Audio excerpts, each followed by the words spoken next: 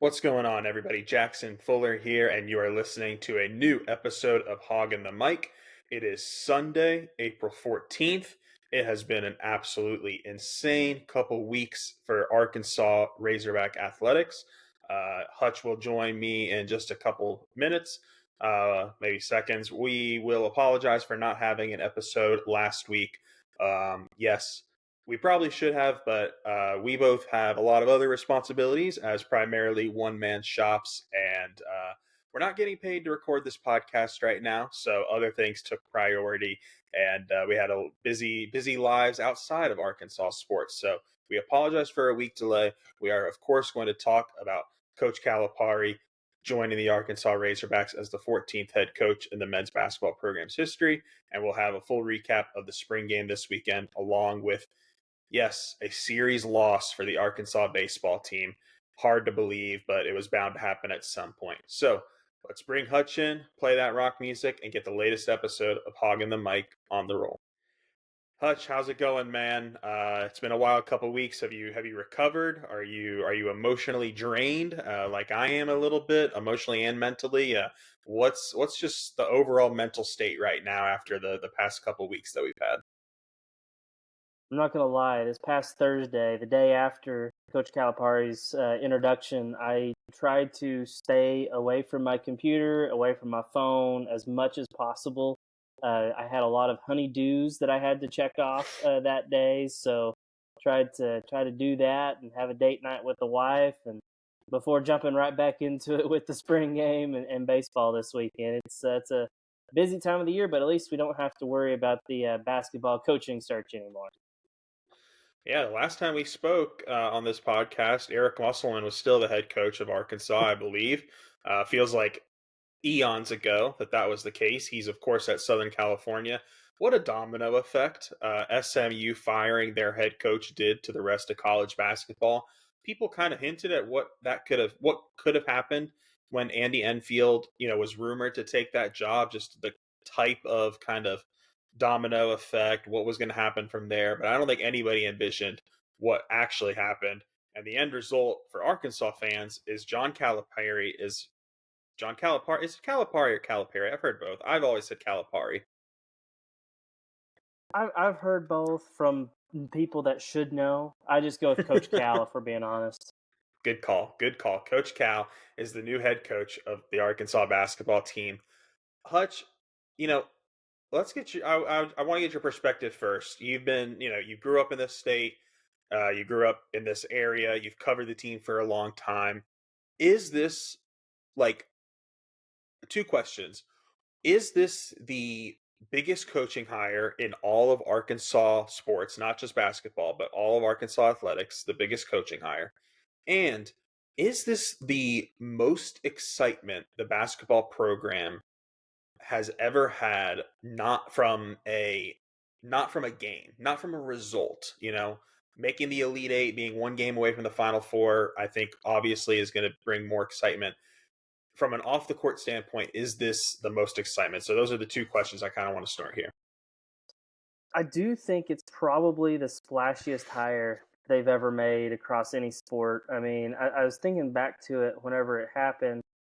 I believe he's the second coach in school history with a national championship on his resume that's been hired, the other being Danny Ford in football Mm. back in the 90s.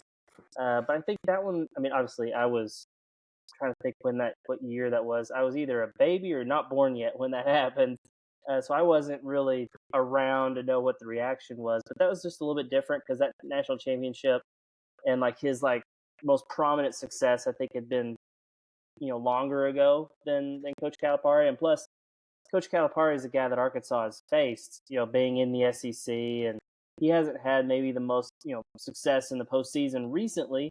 But it wasn't that long ago that he had Kentucky as going to the Elite Eight every year and making the Final Four and things like that. They had that year where they almost went undefeated before losing, I believe, to Wisconsin in the Final Four. So this, I believe, is the splashiest hire. Brett Bielema was up there. People don't like to remember that, but I mean, you hired him away from Wisconsin after 3 straight Rose Bowl appearances. So that was a big time hire. Bobby Petrino was a big time hire, hiring him away from the NFL. But this one just feels different, especially with it, being basketball and the resume he has at taking three different schools to the Final Four. I believe he's one of two coaches to do that, with the other being, I believe, Rick Pitino. So I think Arkansas fans will love to make him to be the one to do it for a fourth school. Albeit, I know the UMass and Memphis ones technically didn't happen because of the NCAA rules. But as far as the other question, which was, remind me again. Just, is this the most excitement Arkansas Oh yeah, basketball yeah. has had from, an off the court standpoint? I, th- I will say the Mike Anderson hire, a decade ago, whatever that was there was a lot of excitement about that because Arkansas had gone through Stan Heath, John Pelfrey. It was not good, and it was like, okay, finally they're bringing Mike Anderson back. I remember going to that introductory press conference as a fan, back then, and there was a lot of excitement for that.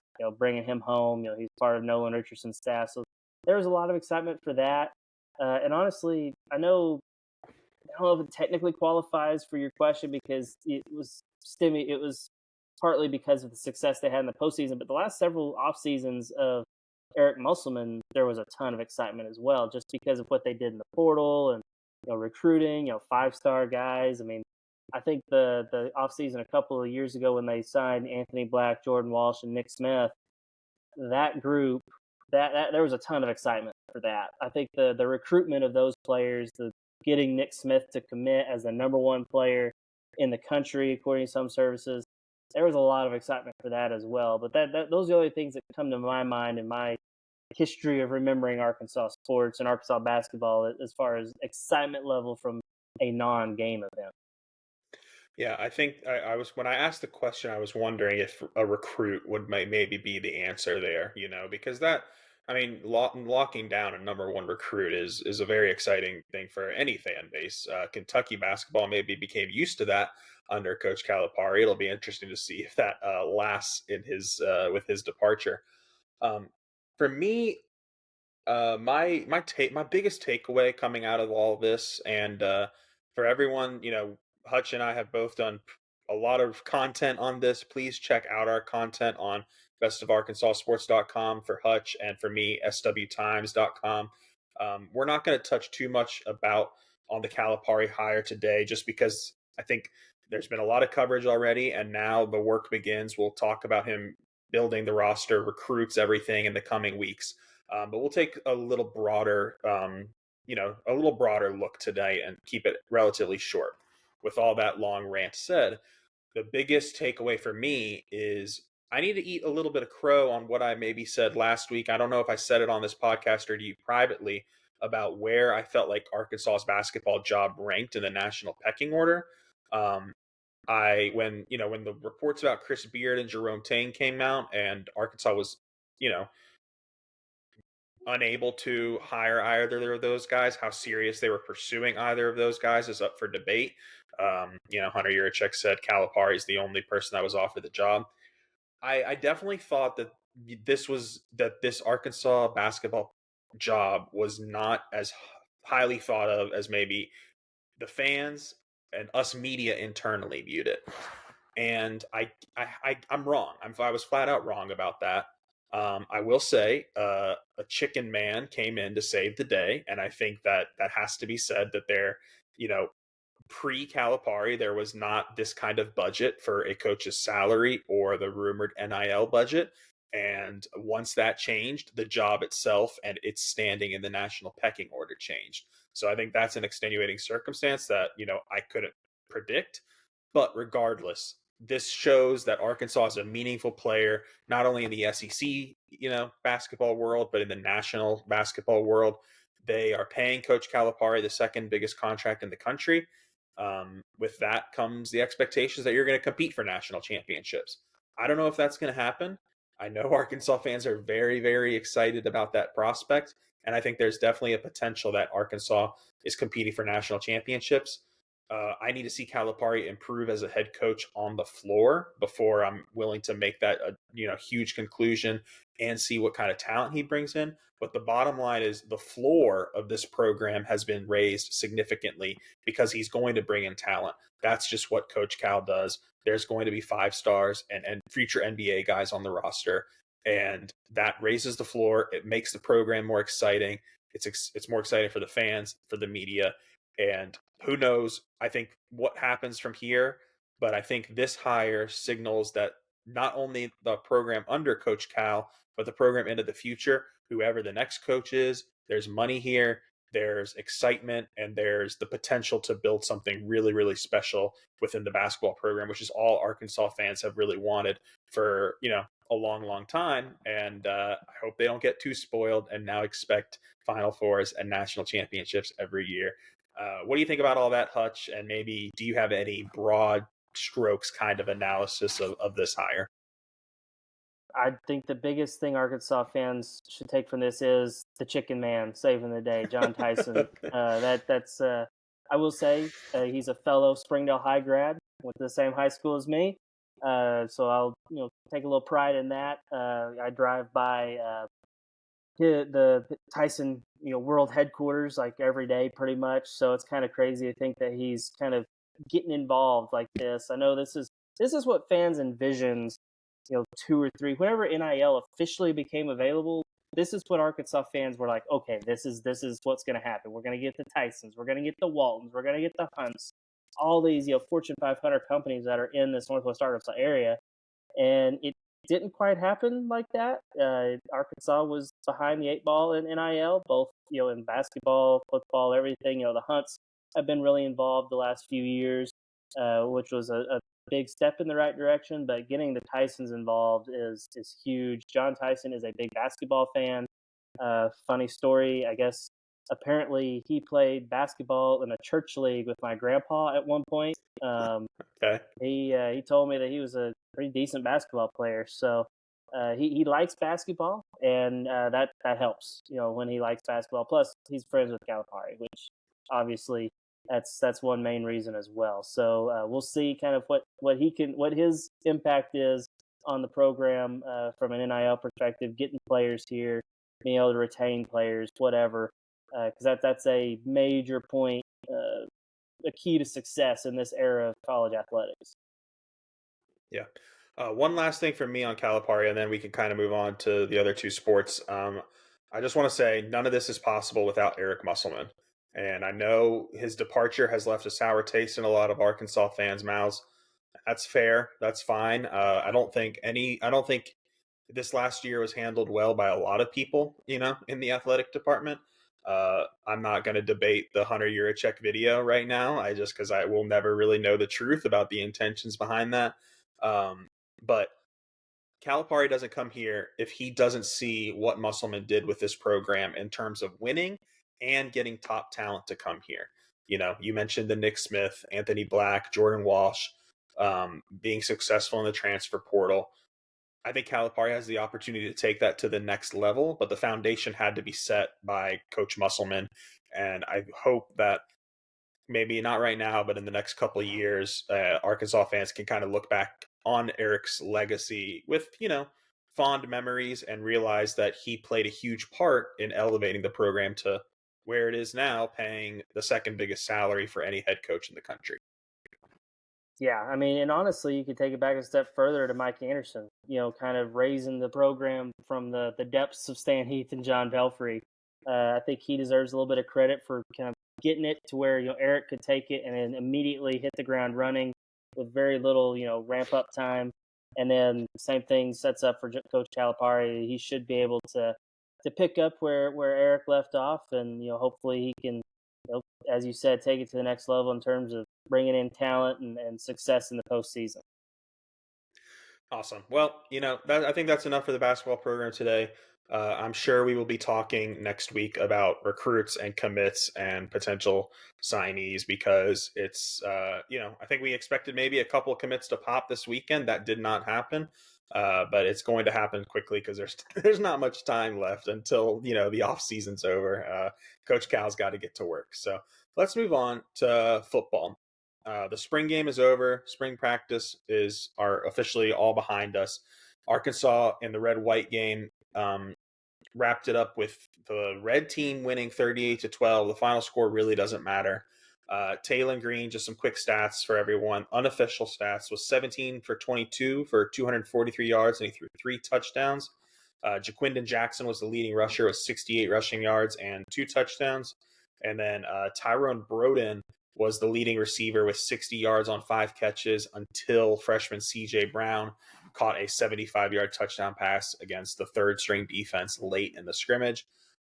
None of those names are surprising based off what we've seen in spring, at least for Jaquindon and Tyrone. Andrew Armstrong, Luke Kaz also had good games. Defensively, I was really impressed with Brad Spence. Just Taylon Green, I think, is probably the main talking point, right, Hutch? I mean, what was your biggest takeaway from this scrimmage? What did you learn most about Saturday, but not only Saturday, just over these past 4 or 5 weeks, however long it's been? Well, I'll start with the red-white game. It was good to see, what should happen actually happen. Because the way they set it up was with the first team offense and defense with the red going against the second team offense and defense with the white in the first half. So you would expect your first team to just dominate the second team. And I feel like I remember some times when that didn't happen in the years past, and that's not a good thing, in my opinion. And so it was good to see them have that success. I think it was really good to see Taylon Green have an accurate passing day. As you said, I think 17 to 22. That's a really good percentage. Again, it was against a second team defense, but there's been some days where Taylon has not been as accurate.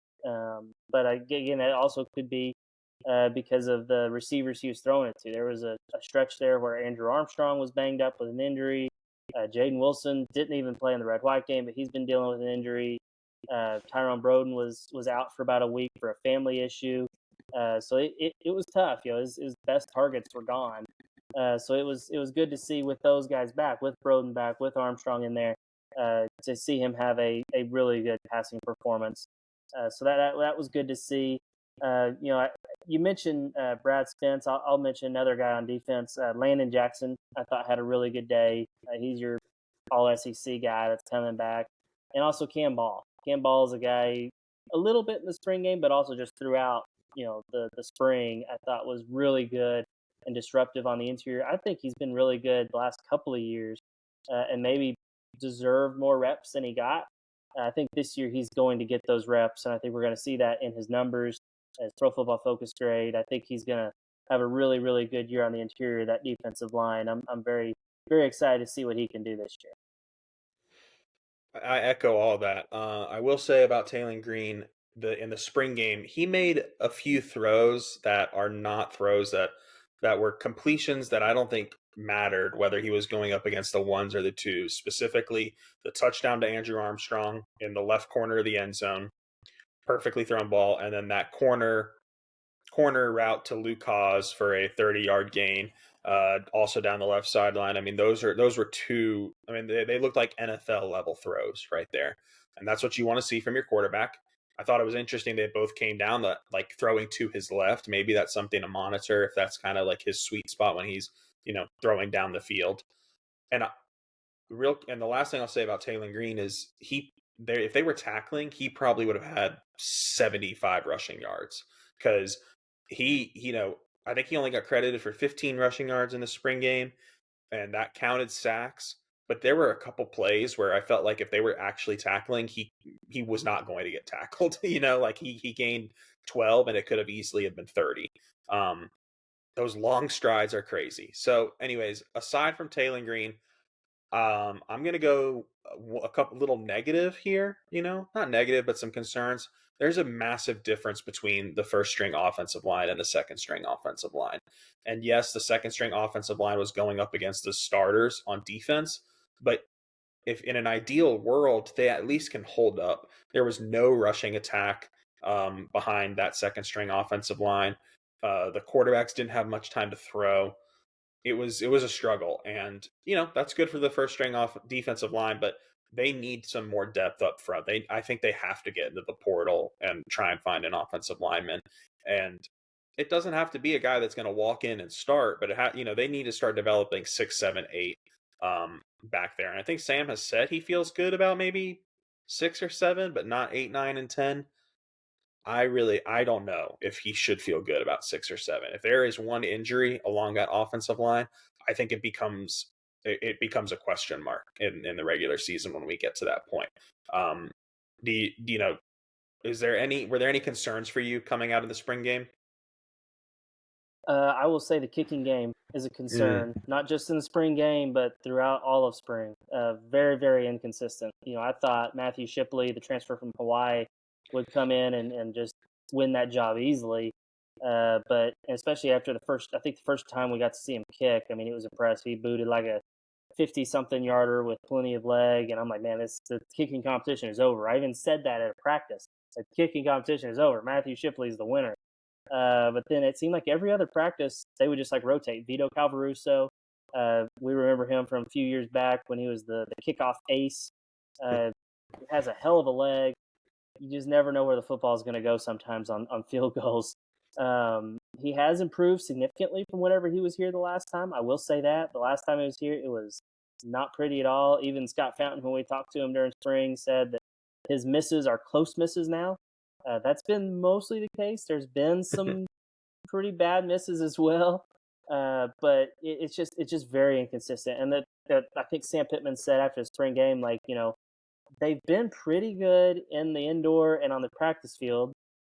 Maybe I guess you could say that, but they've struggled in the stadium. Well, unfortunately for Arkansas, they play games in the stadium, so you're going to have to be able to kick in the stadium. It's tough when you had Cam Little on your roster the past couple of years, one of the best kickers in college football. Is probably going to get drafted as a true junior. You don't see that very often, so those are big shoes to fill. But they've been very inconsistent. I hope that they can kind of get that figured out. Because that's a weapon to have. But it's very much still up in the air. So that's a little bit of a concern. But I will say I think they've got two really good punters. Max Fletcher we saw last year is one of the best punters in the country, and Devin Bale is really pushing him. He had a couple of long ones, I think 62 and 63-yard punts. He had the wind behind him in the red white game, so you got to factor that in. But he punted the hell out of the ball in the red white game. So it's good to see that they got two punters, but they might not have one kicker, which is a little bit of a concern. Yeah, I think you're right. It's a concern, the kicking game. I'm not going to hit the panic button until we get to the fall, just because, like you said, early on in the spring, Shipley looked pretty good. He got worse as the spring went on, which is kind of a surprise. Part of me wonders if maybe like the competition's not a good thing for him. Like, hey, just anoint him the starter and like give him that confidence. Because I mean, from what I don't have any experience covering Vito in a real season, but from what I can tell, like if Vito's the guy, Arkansas is in trouble in the kicking game, right? Like he's capable but not going to be proficient. And then I will say also on special teams, Isaiah Satania is not a punt returner. If he should not be the punt returner, kick returner, yes. Too many times in the fall last year, and then we saw it in the spring game. He doesn't come up and field punts. He lets them bounce. That kind of played a part in Devin Bale's huge punting average on Saturday. They need to find a guy that is going to be a consistent punt returner. And honestly, it looks like they want it to be Jalen Braxton if it's not Isaiah Satania, and I think Jalen Braxton is way too valuable to be put at as a punt returner where he could maybe get hurt or muff a punt and lose his confidence. Like I want that guy focusing on being cornerback one and going up against the top receivers in the SEC every single Saturday. So that just adds on to your special teams point. And real quick, we should also mention Isaiah Augustov entered the transfer portal hours after the spring game. The night, the clock didn't even strike midnight. He was gone. I think we both had heard that could be a possibility. That's the running back depth is fine, and especially with Braylon Russell, the future of that position looks okay, and you can always dip back into the transfer portal. I really liked Isaiah. I thought he brought something to the running back room that was unique. Um, I would have had him a little higher on the pecking order over like a guy like R Dub, but the coaches like R Dub. He's stuck around. He's been a great Razorback, and he he had a pretty good Saturday as well, behind that first string offensive line. I think this team's going to be able to run the football. Isaiah Augustov leaving, not really the biggest, loss, but still something to think about next year when Jaquindon and R-Dub are probably gone, and it's like, okay, well, who else is, who's Braylon Russell's running back mate next year? Yeah, they can always go in the portal and find somebody. That's a good thing about running back because I feel like that's one of the positions where there's always somebody, someone really talented that they can find and get in there. But yeah, losing Augustov after seeing what he did late in the season last year, I believe against FIU and Missouri, uh, he's a guy that I think Arkansas fans were looking forward to seeing more of. But I think as soon as Jimmy Smith left for TCU after a couple of practices this spring, we all thought that maybe they would lose a running back or two. If they can just lose the one, that's really good. But I mean, Jimmy Smith was a well liked guy, a very good recruiter and a good coach at that position. So it's not terribly surprising to see a guy leave. I wouldn't be shocked if he ends up following Jimmy Smith to TCU. That's disappointing. But Braylon Russell, I mean, we heard Sam Pittman say it multiple times throughout the spring. Like, this is a guy that can help us immediately. He's not going to be an everyday back, but I think he could be a weapon in short yardage situations. I mean, that dude has tree trunks for legs and is hard to bring down. So I think he's going to be a good player for them and will contribute there. Plus, I think it was Bobby Petrino or maybe it was the new running backs coach Colby Smith said that right now, if there was a game next weekend, the starters would either be Jaquindon Jackson or Rashad Devinian. So I think that should have given us a little heads up, like, hey, maybe Augustov is probably maybe if there is a guy, odd man out, that would be him. Yeah. Yep. Again, I really liked Isaiah, so maybe I'm a little hung up on it more than I should be. But it's the running back depth is fine, and even Dominique Johnson had a good spring. I thought, when he didn't get too many reps with the ones, and but I think he's a guy that, like, if there's an injury a couple weeks, like, he can come in and fill in that backup running back role just fine. Um, One last thing that just came to my mind reading through these notes that you so greatly put together during the red white game in a Google Doc. KJ Jackson, I thought, was really good at the spring game. He did throw an interception and it was not a great throw, but that true freshman, man, like, I didn't really love what I saw from Malachi and Jacoby Criswell, Malachi Singleton and Jacoby Criswell, even when they were going up against the third string defense in the second half. And KJ Jackson, I mean, he went up against the first string defense a little bit in the first half and was by far the best quarterback of the three, in the first half. And in the second half too, I mean, he threw a lot more passes than either of those guys because he was completing passes and picking up first downs and stuff.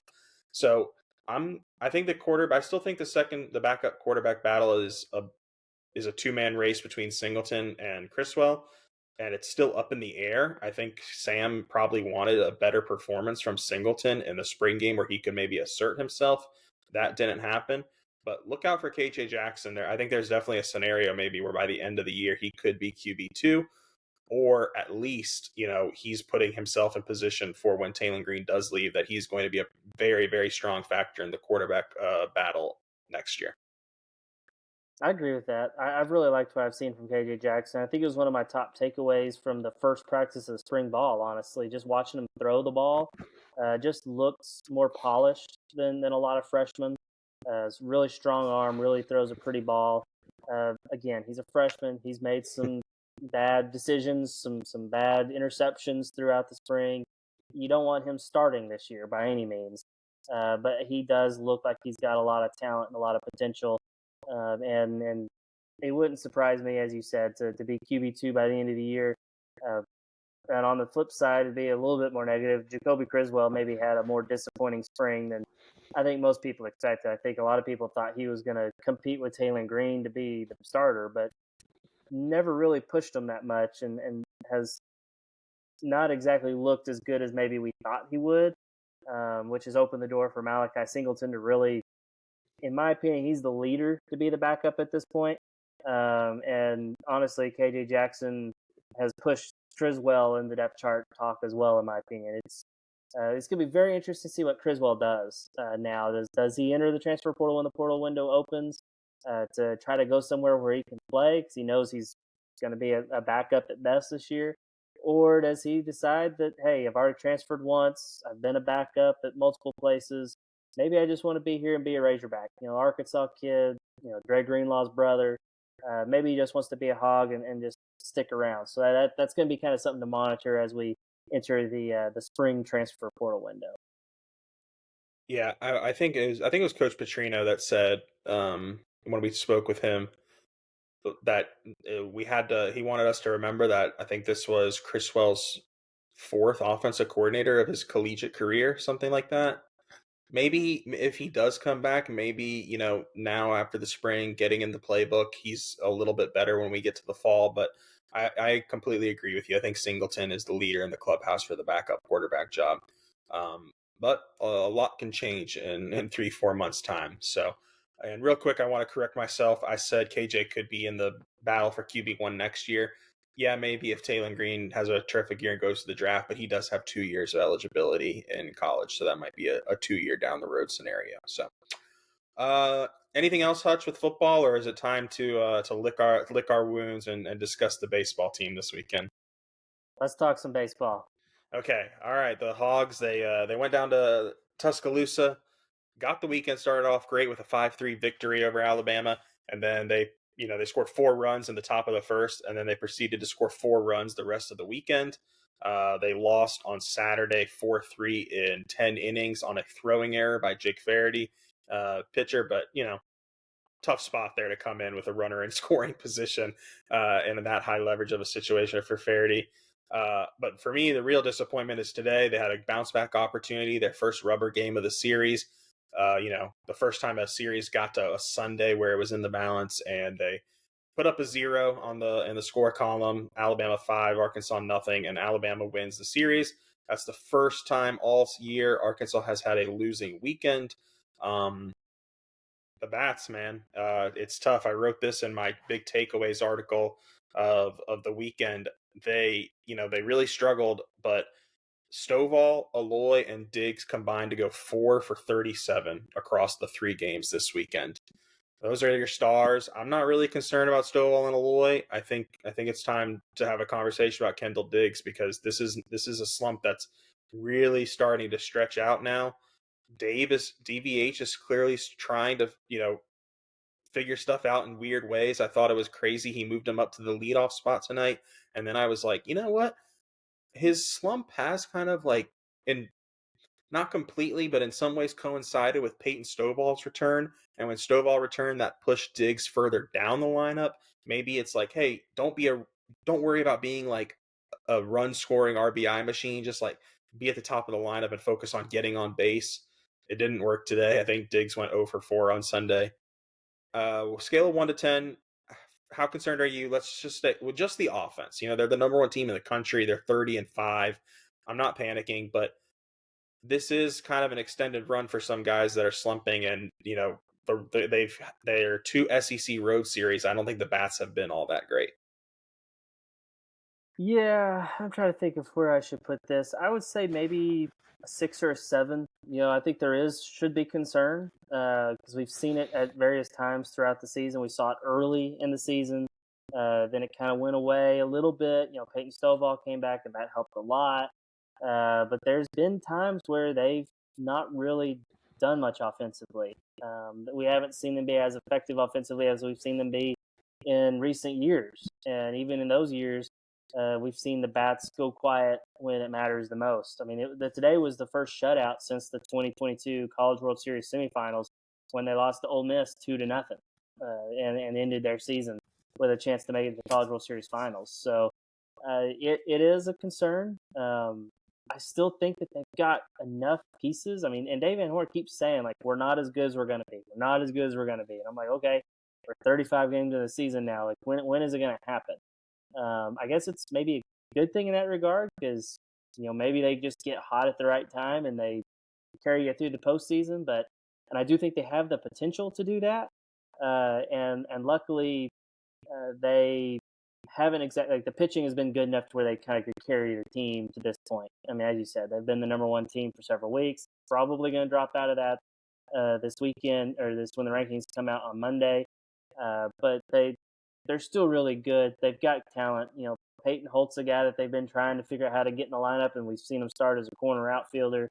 Maybe that's something that could continue just so they can get some offensive production out of the outfield, which is something that they've said that they really need.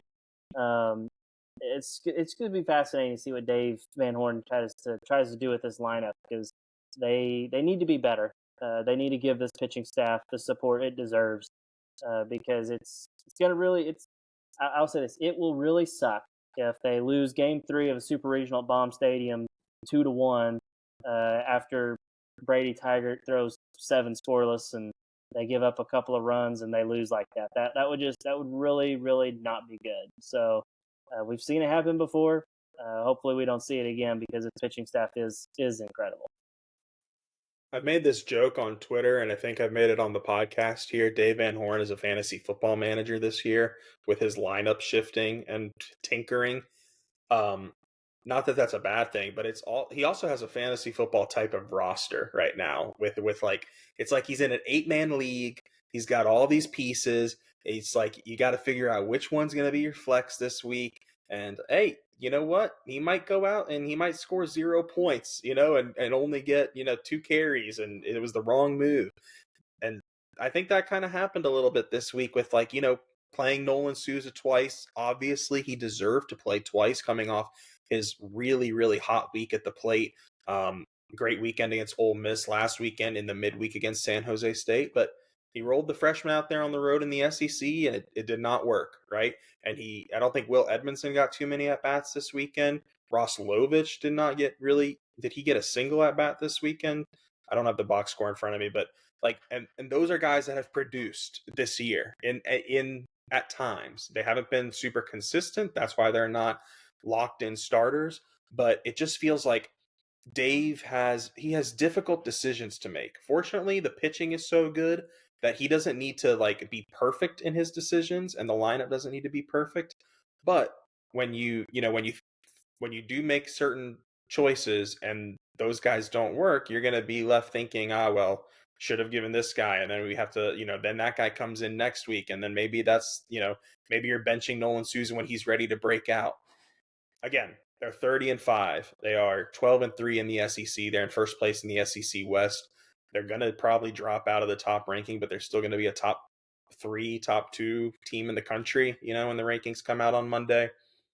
We're nitpicking in a lot of ways, but this is the first time I think they've faced any real adversity, and it doesn't get much easier now with Texas Tech coming for a midweek. It's the biggest challenge of the midweek season by far, and then they got to go to South Carolina, and South Carolina's coming off a weekend series win over Florida, and they've got a very, very, very difficult close to the SEC season. Hutch, I mean, they've kind of backloaded right now with the schedule, especially with how Kentucky has been playing. So I don't know. I think you're right where this pitching staff deserves more, and I think a 6 or a 7 sounds appropriate. I think I might be at a 4 or a 5, just because maybe this is a one bad blip, but these blips popped up early in the season, and then they went away, and now they're back. So the big concern is, please don't come up at the very, very end of the season. And that's happened before. I can't stress that enough. It seems like every year obviously you're going to be facing a good team and everything like that factors into it, but I don't recall them ever losing the last game of the year 9-8. It's always 3-2, 2-1, 2-0, something like that. It just seems wasn't like it like 17-4 last year or something like that? Maybe that sounds right. TCU is unreal. They had Arkansas's number last year. It was crazy. Speaking of having some team's number, how about Alabama baseball just owning Arkansas? I mean, I think since 2019, Arkansas is 8-8 against SEC or against Alabama, and I believe, I can't remember the exact numbers off the top of my head, but I think they're like 91-35 against every other SEC team over that span. So Kind of weird considering Alabama isn't exactly like you'd expect that against LSU or Vanderbilt or something like that, but it's been weird. So that's why I'm not totally stunned that they went down to Tuscaloosa and lost 2 of 3. It just kind of stinks whenever you kind of put yourself in position, both in game 2 and game 3, to maybe win that series. So very very odd little stat there, being 8-8 against the Crimson Tide since 2019. Yeah, for sure. Um, I will say about this Arkansas team to this weekend, I liked the starting pitching. Like, I've been asking for the starters to go a little bit longer, and they finally do. Molina gets to 6 innings for the first time all year. Brady gets through 5, and maybe could have gone 6. But he kept his pitch. Got through 5 for the first time in a while. Hagen was his normal dominant self. It's just kind of funny that finally the starting pitching logs some innings and makes life a little bit easier for the bullpen. And of course, this is the weekend where the bats just go extremely extremely quiet. Will McIntyre struggled a little bit this weekend, but I'm not really concerned there. I think the biggest bright spot for me all weekend was Gabe Gackle on Friday night. To do that on the road, come in, corner runners on the corners, 1 out, a 5-0 lead is all of a sudden a 5-3 lead, and to get the job done. I mean, this guy's got no fear, and I hope he doesn't hit a wall, Hutch, because right now I think he's probably arm number 2 coming out of the Arkansas bullpen in that pecking order. Yeah, I think so. I think Will McIntyre is going to be fine. Just he was kind of due for a weekend like this. He's been so good. I think he came in with like a 1.75 ERA. I don't know how much it impacted this weekend, his ERA, but he's gonna be fine. But Gabe Gackle, he seems like a guy that is really gonna be there. Now you just hope he doesn't hit that freshman wall. We've seen it with Brady Tigert a couple of years ago. We saw it with Gage Wood last year. You just got to hope he doesn't hit that wall.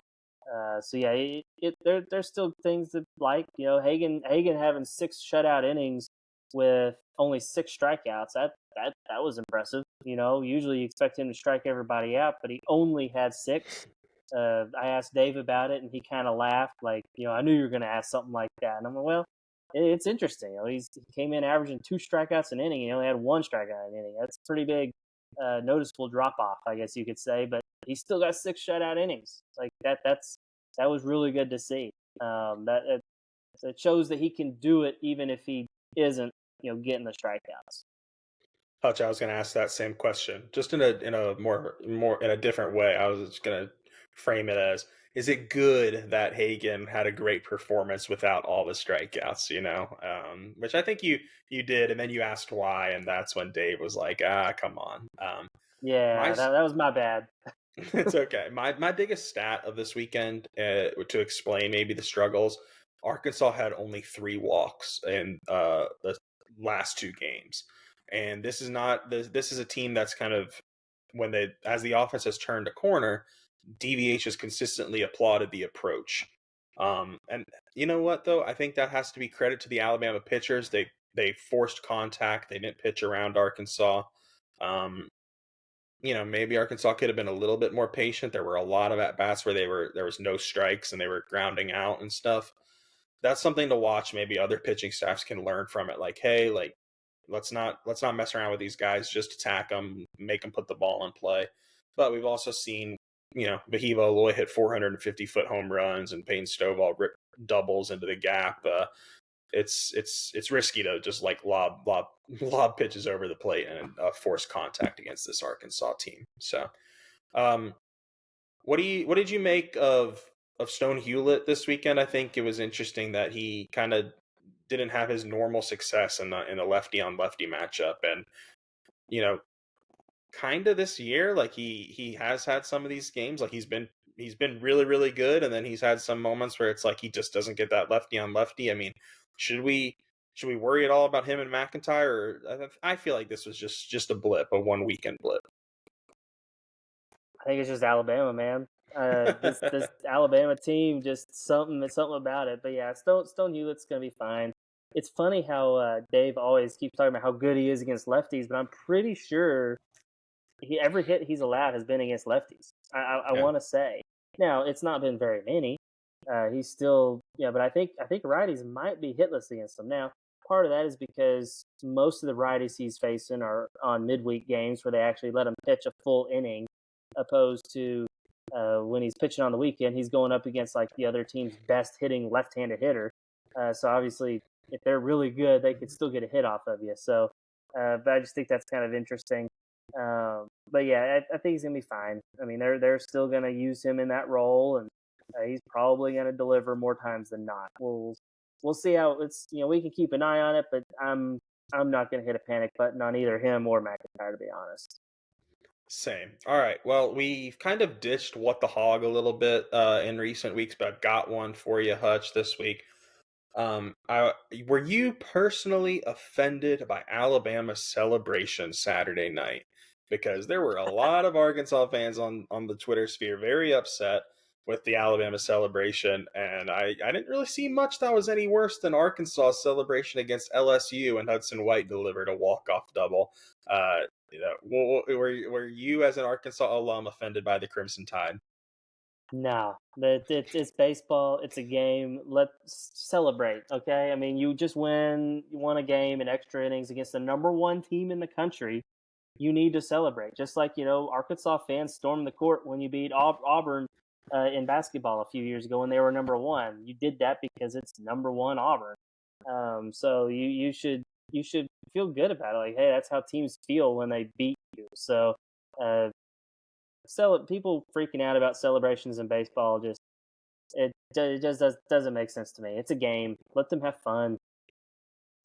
I gotta say, I was at first I was like a little like shocked and not angry, but internally like, God, come on, guys, when I saw all these Arkansas fans freaking out on social media about, losing to Alabama Saturday night and this like, oh my God, we can't hit and everything like that. And, I was like, you guys are 30-4 now, or 30 and whatever, 30-4. And then I was like, you know what? Respect. You guys are living and dying with every single pitch. This means something to you. There aren't that many schools across the country with this rabid of a baseball fan base. So while I think the panic button shouldn't be getting slammed as hard as maybe it was on social media this weekend, respect. It's been a fun season. It's going to be a fun rest of the season just because of that passion that the Arkansas fans have for the baseball program. We got to fire Nate Thompson. That's the solution. You got to I fire saw him. that. You got to fire him. Oh man, let's wait till this number one team in the country season's wrapped up before we start firing people, I guess. And even then, it's probably not appropriate. So, anyways, I think that's all for tonight, Hutch. Good stuff. Of course, yeah, recording this Sunday night. I keep saying tonight it'll be up on Monday morning. Thank you guys so much for listening. We apologize if anyone's offended. We didn't get an episode up last week. Again, other responsibilities and priorities came to a head. But we will be back with you guys next Monday following Arkansas baseball's midweek against Texas Tech and then a road series against South Carolina. And I'm sure we will have some basketball news to discuss by then. So, Hutch, thank you very much for joining me, and I will talk to you later.